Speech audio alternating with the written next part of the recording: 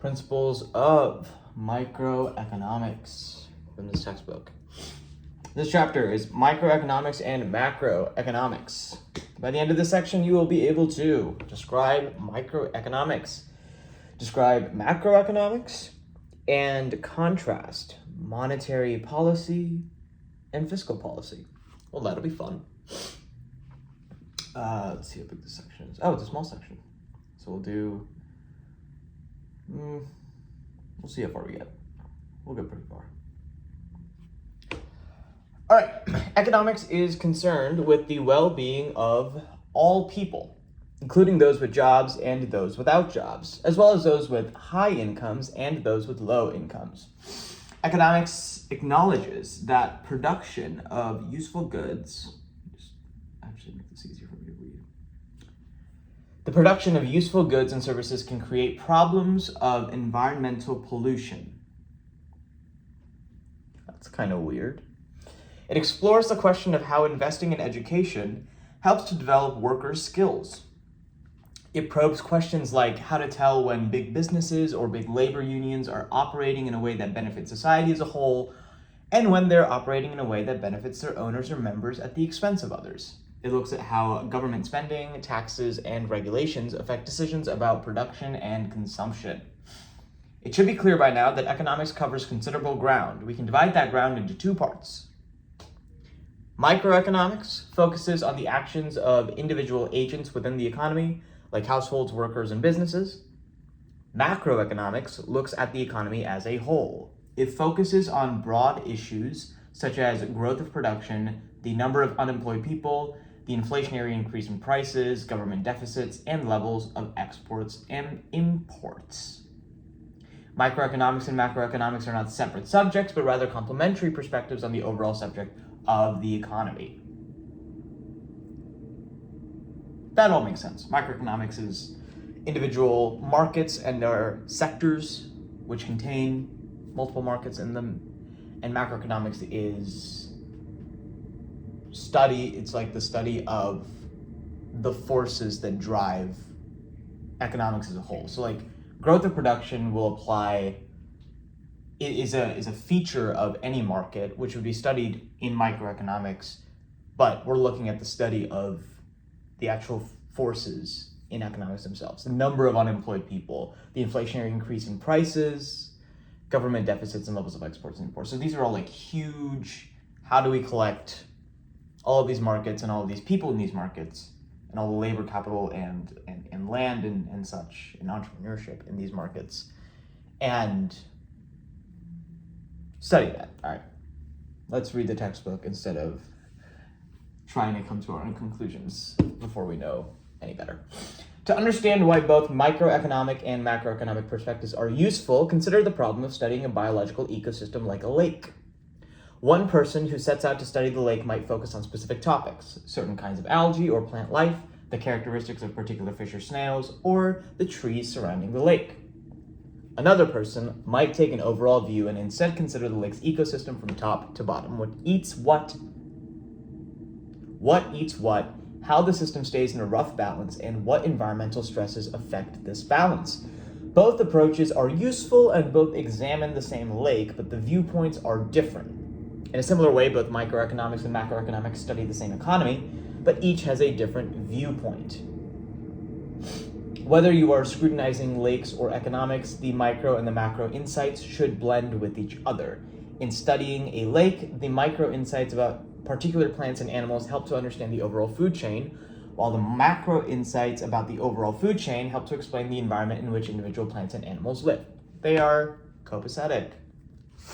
Oh, I've never said that word out loud. I don't know what it means. Copacetic. Fuck, don't even know how to spell it. In excellent order. Yeah. Complementary. Yeah, in such a way that enhance or emphasize the qualities. That's a better word. Copacetic. He said to tell you everything is copacetic. That's not a useful sentence at all. In excellent order. Informal. What the hell? Early 20th century of unknown origin. Oh, I didn't spell it wrong. There are two ways to spell it. Why? Satisfactory. Okay, fine, whatever. That was almost a little embarrassing.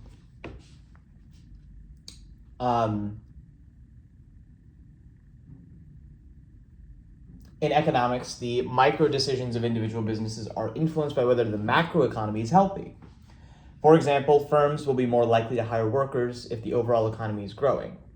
In turn, the macroeconomy's performance ultimately depends on the microeconomic decisions that individual households and businesses make. If you spend more and put more into the economy, nope, I'm not gonna try and come to a conclusion there. Let me just rephrase what I've just learned. And let's use the example that they use, which is, let's study a lake. We can study the individual elements that make up the lake, the fish, the water, the trees surrounding it. And the other view that we can have is, instead of studying the individual elements, we can study how those individual elements interact with each other. Maybe that's a better way of looking at it. Macroeconomics is looking at how different factors influence each other within the economy, whereas microeconomics is looking at the individual factors themselves and how they interact within themselves to a certain extent. Full stop. Great. Microeconomics. What determines how households and individuals spend their budgets? What combination of goods and services will best fit their needs and wants, given the budget they have to spend? How do people decide whether to work, and if so, whether to work full-time or part-time? How do people decide how much to save for the future, or whether they should borrow to spend beyond their current means, or whether they should borrow to spend beyond their current means?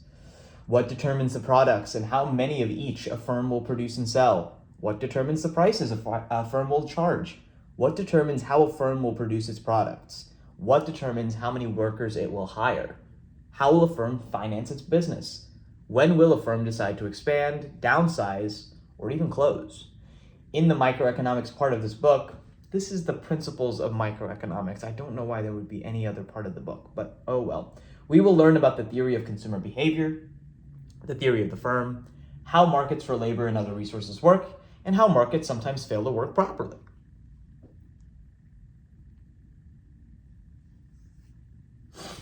Let me write that down.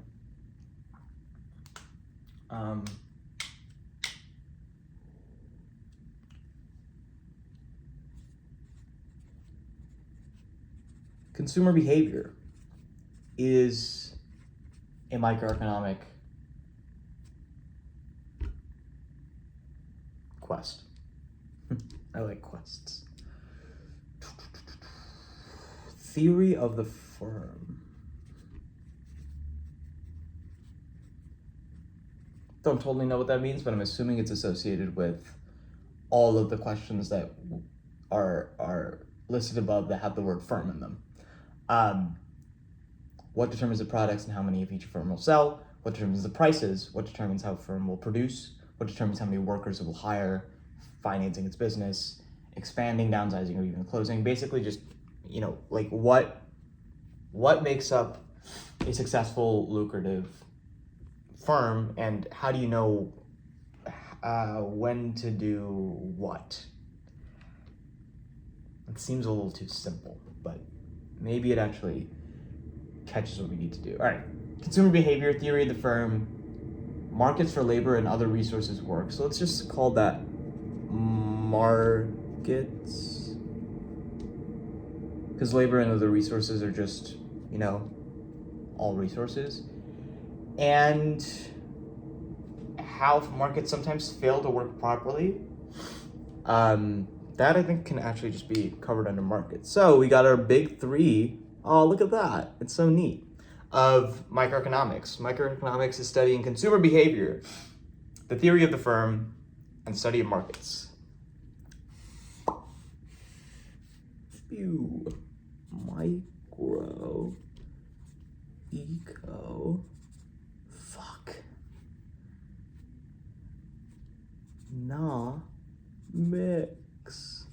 Wonderful. Macroeconomics. What determines the level of economic activity in a society? In other words, what determines how many goods and services a nation actually produces overall? What determines how many jobs are available in an economy? What determines a nation's standard of living? What causes the economy to speed up or slow down? What causes firms to hire more workers or to lay them off? And finally, what causes the economy to grow over the long term? We can determine an economy's macroeconomic health by examining a number of goals: growth in the standard of living, low unemployment, and low inflation, to name the most important. Great. So goals of macroeconomics. No space. Up standard of living. Let's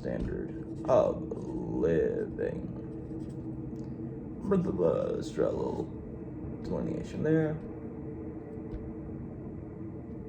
Low unemployment.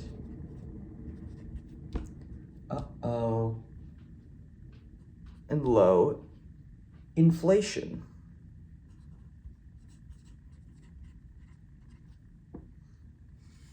Draw a little box around these concepts. Macroeconomics. Okay. How can we use government macroeconomic policy to pursue these goals? And these goals are increase in the standard of living, decrease in unemployment, and decreasing inflation. Maintaining low inflation and maintaining low unemployment while actively growing the standard of living. Increasing the standard of living. So it's greater than or equal to, for the most part. Let's leave it at that until we know more. A nation's central bank conducts monetary policy, which involves policies that affect bank lending, interest rates, and financial capital markets. CapEx. That's capital exports. Capital.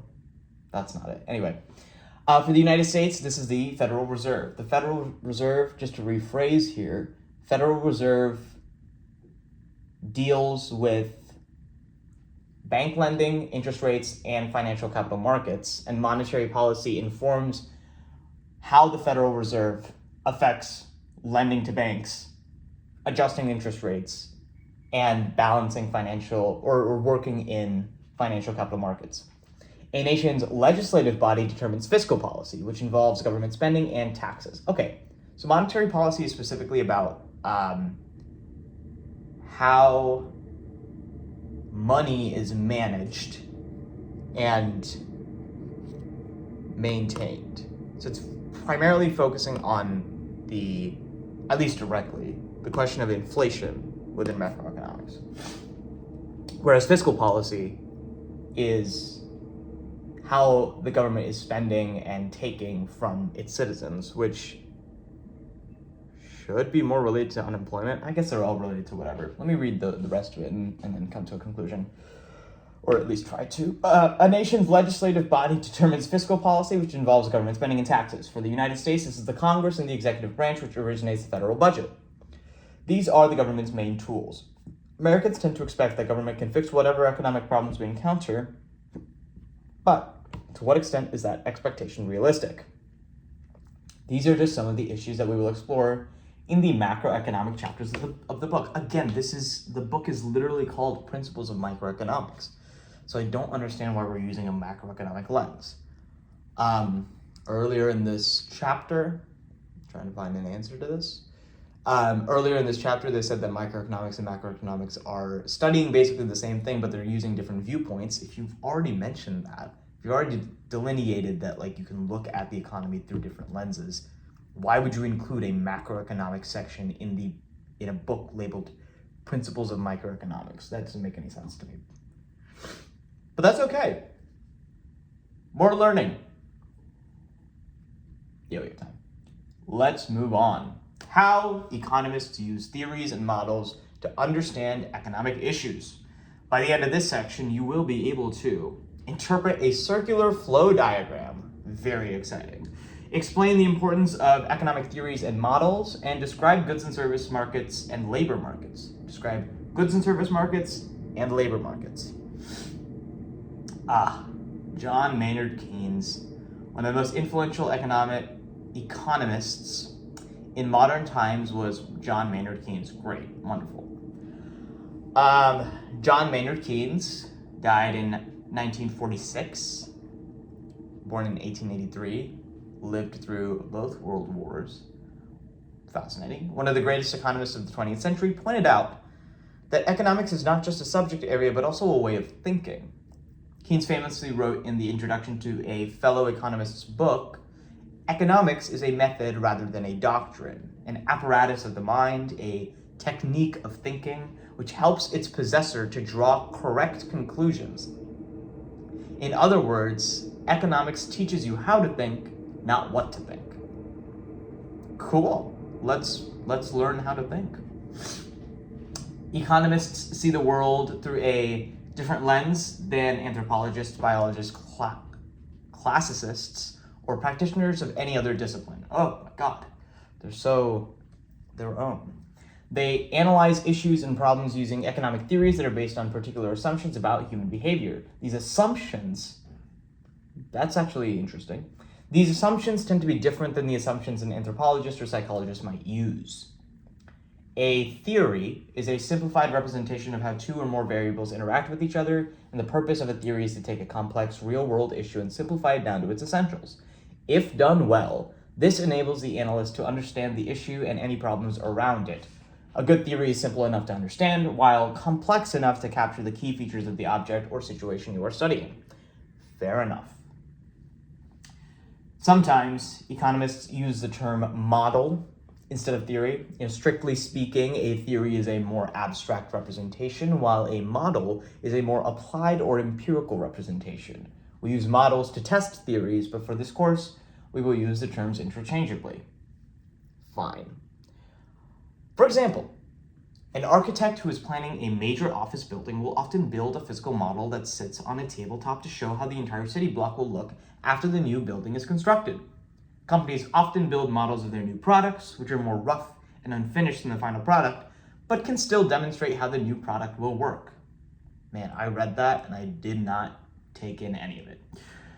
Again, for example, an architect who is planning a major office building will often build a physical model that sits on a tabletop to show how the entire city block will look after the new building is constructed. Companies often build models of their new products, which are more rough and unfinished than the final product, but it can still demonstrate how the new product will work. I'm so mad that I didn't get that the first time, because that's not even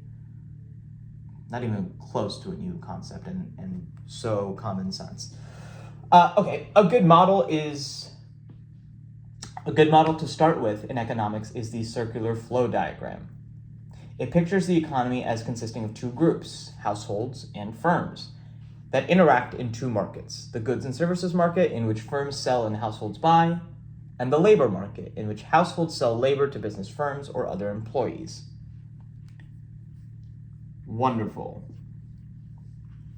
Firms produce and sell goods and services to households in the market for goods and services, or the product market. Households pay for goods and services, which becomes the revenues to firms. Households pay for goods and services, which becomes the revenues to firms.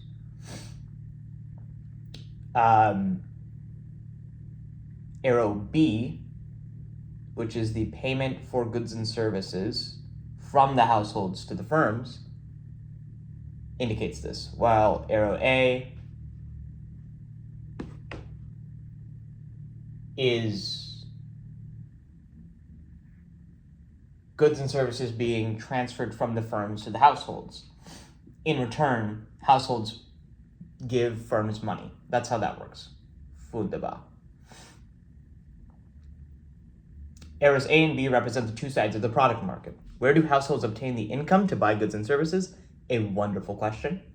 They provide the labor and other resources, land, capital, raw materials, that firms need to produce goods and services in the market for inputs or factors of production.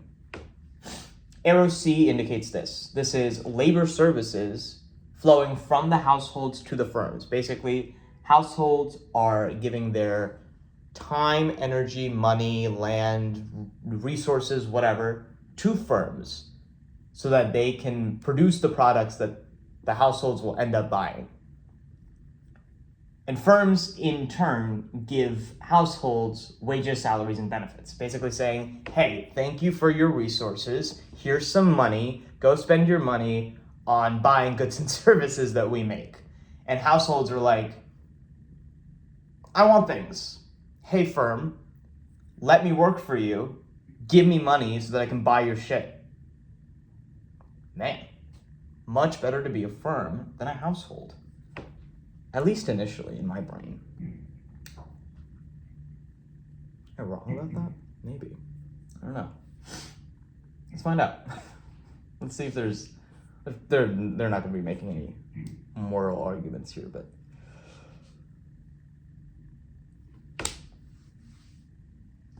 let me not let the moral argument stop me from learning. Okay, of course, in the real world, there are many different markets for goods and services and markets for many different types of labor.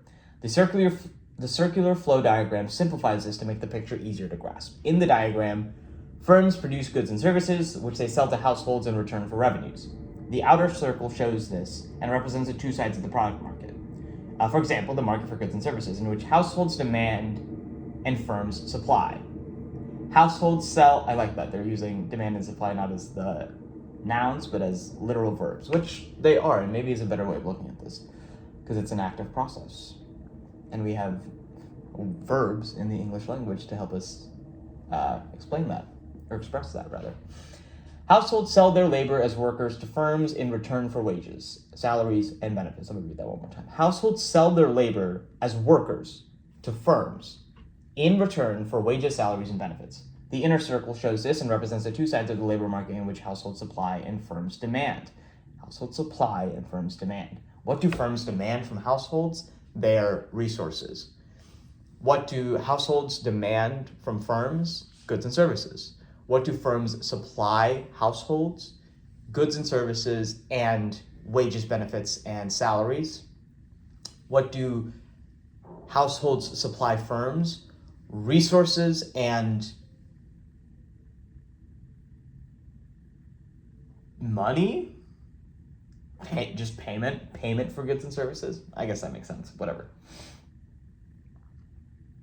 This version of the circular flow model is stripped down to the essentials, but it has enough features to explain how the product and labor markets work in the economy.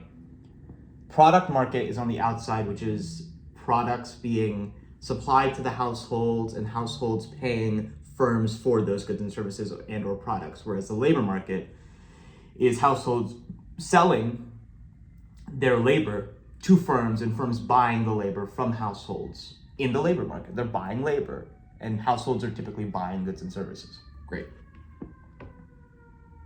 We could easily add details to this basic model if we wanted to introduce more real world elements like financial markets, governments, and interactions with the rest of the globe.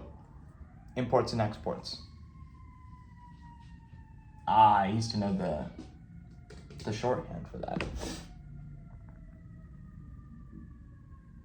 XN, XI? Can't be that. That doesn't seem right. Anyway, economists carry a set of theories in their heads like a carpenter carries around a toolkit. When they see an economic issue or problem, they go through the theories they know to see if they can find one that fits. Then, they use a theory to derive insights about the issue or problem. Economists express theories as diagrams, graphs, or even as mathematical equations. Don't worry, in this course we will mostly use graphs. Well, robbing me of my mathematical equation learning. I guess I'll have to do that on my own. Economists do not figure out the answer to the problem first and then draw the graph to illustrate. Rather, they use the graph of the theory to help them figure out the answer. Economists do not figure out the answer to the problem first and then draw the graph to illustrate. Rather, they use the graph of the theory to help them figure out the answer. Although at the introductory level, you can sometimes figure out the right answer without applying a model, if you keep studying economics for too long, you will run into issues and problems that you will need a graph to solve. We explain both micro and macroeconomics in terms of theories and models. The most well-known theories are probably those of supply and demand, but you will learn a number of others. Sick! Oh, that's such a long... but we're almost done. Ooh, very fun. Is it actually that long? Let's just make this long. I'm having fun. How to organize economies. An overview of economic systems. Well, okay, before we start this, let's make sure that we actually learn the things that we were supposed to learn, which are interpret a circular flow diagram. I feel like I can do that. On the outside let's represent the product market on the outside and the labor market on the inside. And on one side, you've got households, and on one side, you've got firms. Households pay firms for goods and services. That's money transferring from households to firms. Firms, in turn, give households goods and services. That is literal materials being transferred from firms to households. Households, and that represents the product market, that's the outer circle. In the inner circle, households provide labor, land, labor, capital, and entrepreneurship. Is that right? Yes, land, labor, capital, and entrepreneurship to the firms. Households provide factors of production to the firms. Firms, in turn, pay households wages, salaries, and benefits. Full stop. Minus the upward inflection at the end. Great. Explain the importance of economic theories and models. The importance of economic theories and models. Theories and models help economists to answer problems. I think the thing that I'm taking away from, the thing that's stuck in my brain is that economists don't figure out the problem and then draw a graph to represent it. Rather, they use the models and theories that are developed to help answer the solution. Basically, a good economist, I don't want to say good, that's a judgment. An economist's job can be considered interpreting graphs, comparing and contrasting the model/theory to the present situation and seeing where there's commonality to figure out, and then using the graph to figure out what the solution is for this specific instance. Again, the graph, the model, the theory is not going to be a perfect analog to what's happening, but it might help clarify some confusion as to what might be happening in this situation and provide some insight as to how to move forward in a way that is beneficial to the company itself. Perhaps in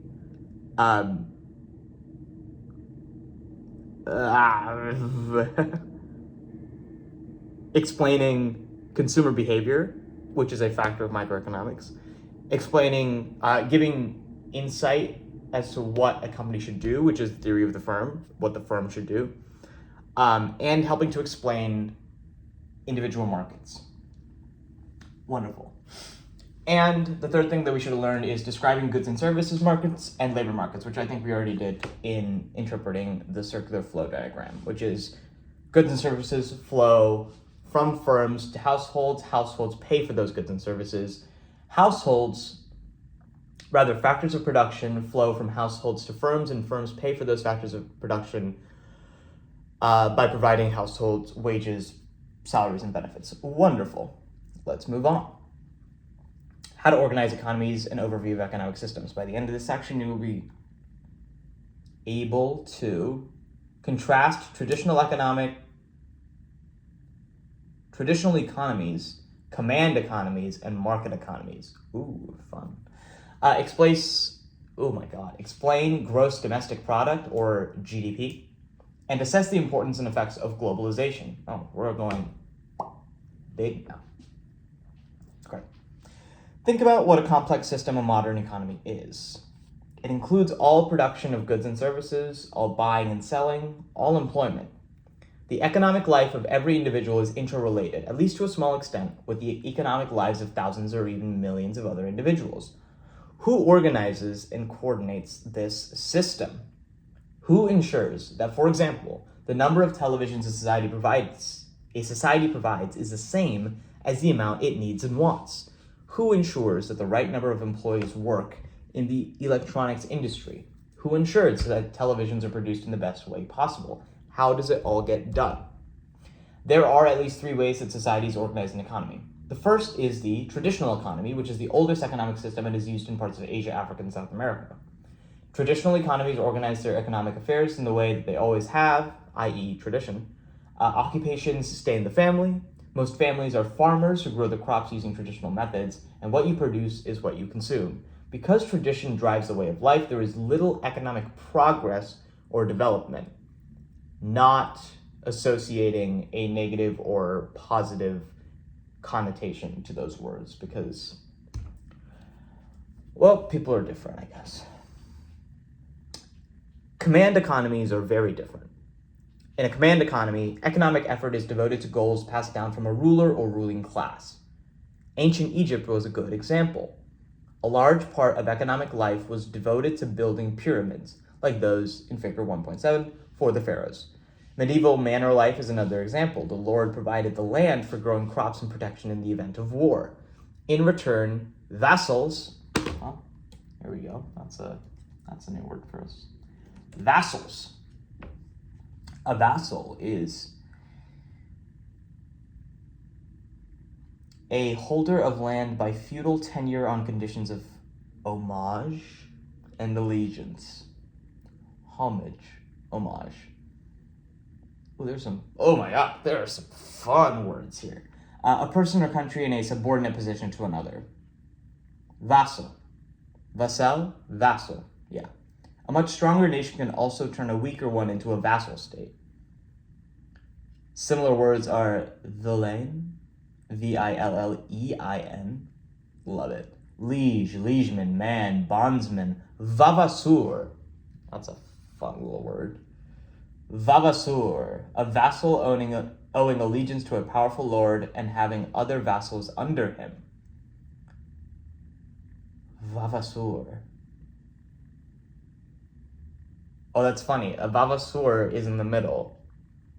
They have orders from above, but they also control other people under them. Maybe the verticalness is not entirely appropriate. Or maybe it is. I don't actually know. I don't know if I want to dive into this too deeply. Vavasseur. I'm going to remember that word. I love that word. Vavasseur. Vassal. A person or country in a subordinate position to another. Great. Let's get back on track. In return, vassals provided labor and soldiers to do the Lord's bidding. In the last century, communism emphasized command economies. In a command economy, the government decides what goods and services will be produced and what prices it will charge for them. The government decides what methods of production to use and sets wages for workers. The government provides many necessities like healthcare and education for free. Currently, Cuba and North Korea have command economies.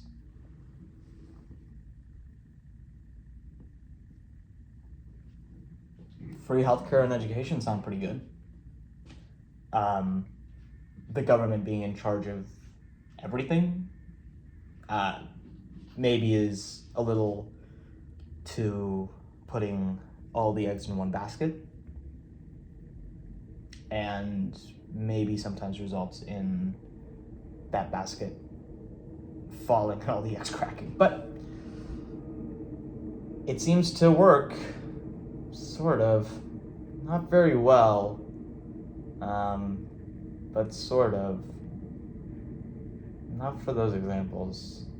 Although I guess it depends on who you think it's working for. Although command economies have a very centralized structure for economic decisions, market economies have a very decentralized structure. Market is an institution that brings together buyers and sellers of goods and services, who may be either individuals or businesses. The New York Stock Exchange is a prime example of a market which brings buyers and sellers together. In a market economy, decision-making is decentralized. Market economies are based on private enterprise. The private individuals or groups of private individuals own and operate the means of production, resources, and businesses. Businesses supply goods and services based on demand. In a command economy, by contrast, the government owns the resources and businesses. Supply of goods and services depends on what the demands. Supply of goods and services depends on what the demands. Well, that's not a sentence. A person's income is based on his or her ability to convert resources into something that society values. The more society values the person's output, the higher the income. Think Lady Gaga or LeBron James. In this scenario, market forces, not governments, determine economic decisions. Most economies in the real world are mixed. They combine elements of command and market, and even traditional systems. The US economy is positioned toward the market-oriented end of the spectrum. Many countries in Europe and Latin America, while primarily market-oriented, have a greater degree of governmental involvement in economic decisions than the US economy. China and Russia, while over the past several decades have moved more in the direction of having a market-oriented system, remain closer to the command economy end of the spectrum. The Heritage Foundation provides information about how free and thus market-oriented different countries are, as the following cleared-up feature discusses.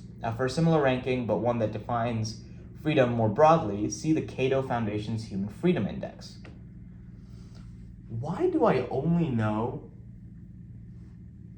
the Heritage Foundation in the context of politics and being more conservative?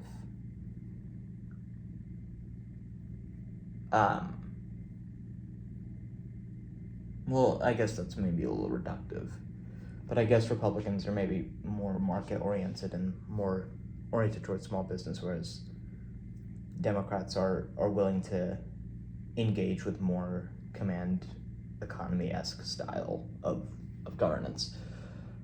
Is that even true? I don't know if that's true. I actually don't know if that's true, so there's that. And then there's a list of countries that are economically free, the most being Hong Kong, Singapore, New Zealand, Switzerland, Australia, Canada, Chile, Ireland, Estonia, UK, United States, and Denmark, whereas the least free are Timor. We'll go from the least to the not least. North Korea, the least free. Cuba, Venezuela, Zimbabwe, Turkmenistan, Eritrea, Republic of Congo, Iran, Equatorial Guinea, Argentina, the Democratic Republic of Congo. That's kind of funny. And Timor-Leste. Where the fuck is Timor-Leste? It's a country in Asia, in Southeast Asia. It comprises the eastern half of the island of Timor, the coastal exclave of Oaxaca. I don't know how to say that. Southeast Asian nation occupying half the island of Timor. Why are they so... Oh my god. The official languages are Tetum and Portuguese. They use the US dollar. Their GDP is $2 billion? What?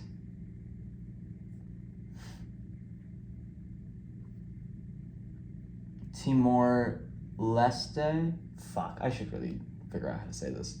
Is an independent nation and is not owned by any other country. It gained full independence in 2002, becoming the first new sovereign state of the 21st century. Prior to that, it was under Portuguese rule for centuries, and then under Indonesian occupation from 1976 to 1999. Can Americans visit Timor? Aside from holding a passport valid for not less than 6 months from the date of entry, all travelers must meet strict conditions to be allowed entry to Timor. Intention of a genuine visit as tourist or business trip, accommodation arrangements, and a return or onward ticket. Why is Timor-Leste so Catholic? The Catholic Church in Timor is part of the worldwide Catholic Church under the spiritual leadership of the Pope in Rome. In 2015, there were over 1 million Catholics in Timor, a legacy of its status as a former Portuguese colony. they only have 1.4 million people. So it's just 400,000 people who are not Catholics, which it's a 2-to-1 ratio of Catholics to non-Catholics.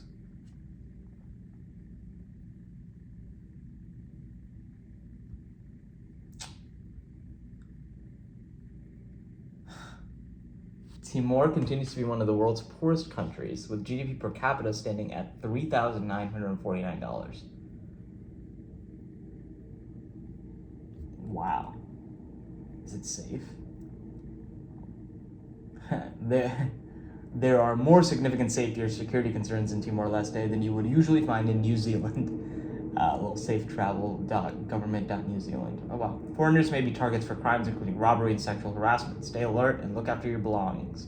Don't travel alone at night. Okay. Fascinating. Good to know. For what reason? I don't know, but maybe we'll find out. All right.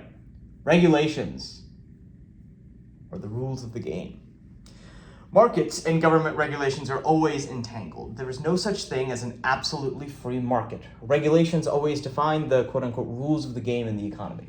Economies that are primarily market-oriented have fewer regulations, ideally just enough to maintain an even playing field for participants. Okay, that's kind of interesting. Regulations being framed as helping to maintain an even playing field for participants. I know regulations as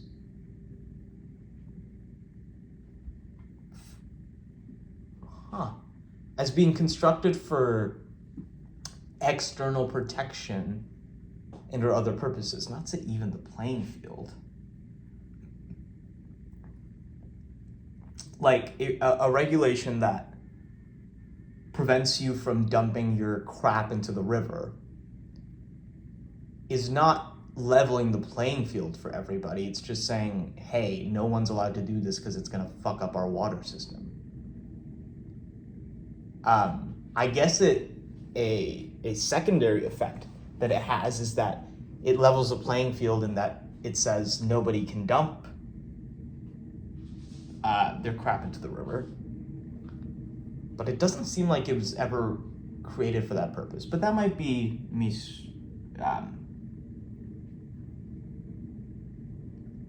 overextending a little bit. Who knows?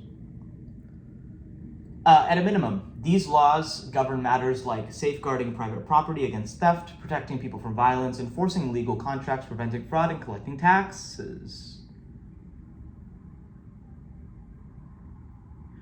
Conversely, even the most command-oriented economies operate using markets. How else would buying and selling occur? The government heavily regulates decisions of what to produce and prices to charge.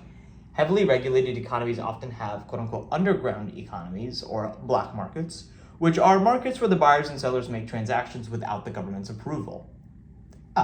Lovely.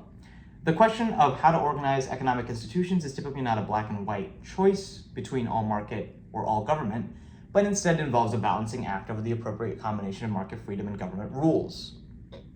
This kind of makes a lot of sense. Regulation is there, according to this, to help even the playing field, and they do that by safeguarding private property against theft, protecting people from violence, enforcing legal contracts, preventing fraud, and collecting taxes. Man. It's kind of limited, no?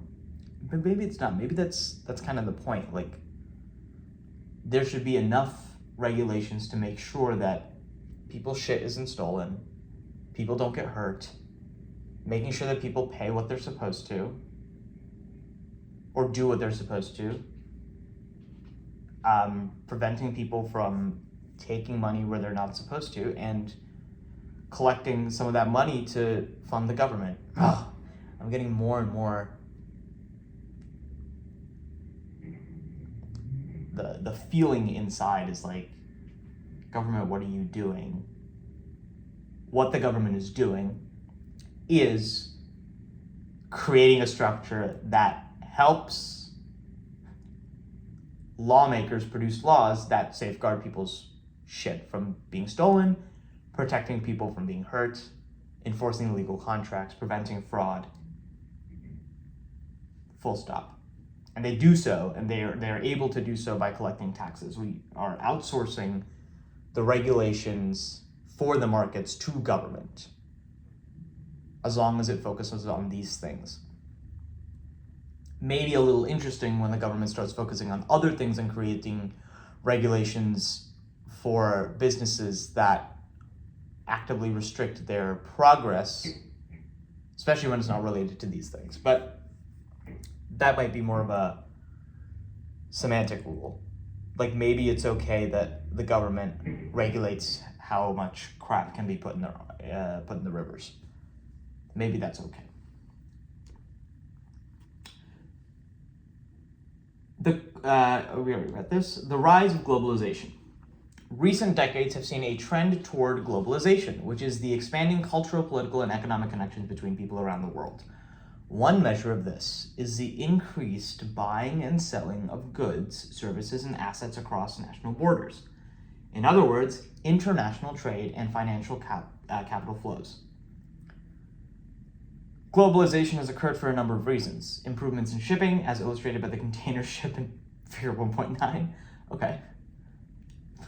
Improvements in shipping and just showing a container ship. I guess that's kind of cool. And air cargo have driven down transportation costs.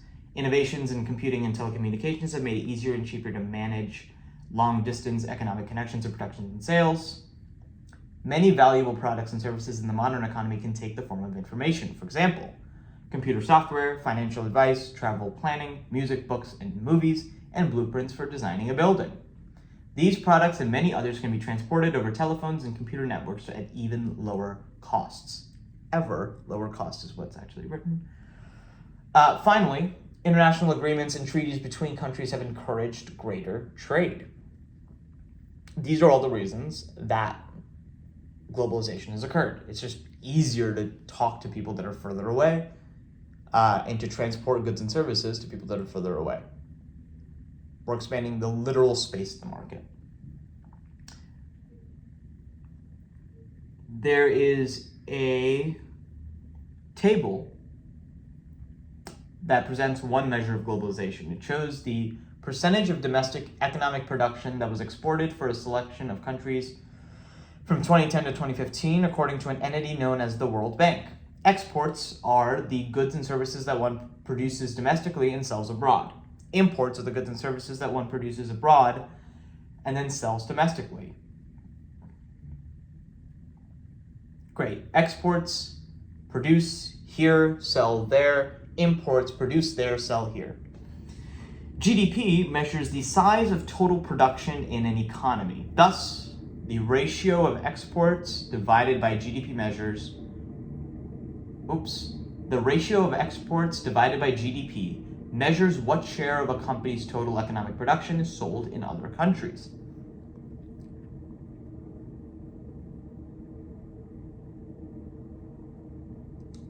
For examples, let's say in 2015, the United States bought more shit from other countries than it sold.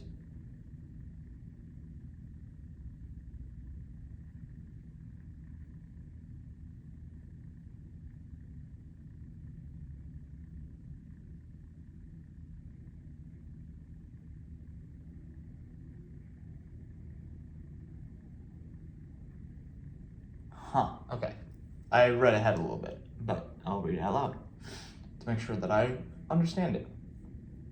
In recent decades, the export to GDP ratio has generally risen both worldwide and for the US economy. Interestingly, the share of US exports in proportion to the US economy is well below the global average. The US, the share of US exports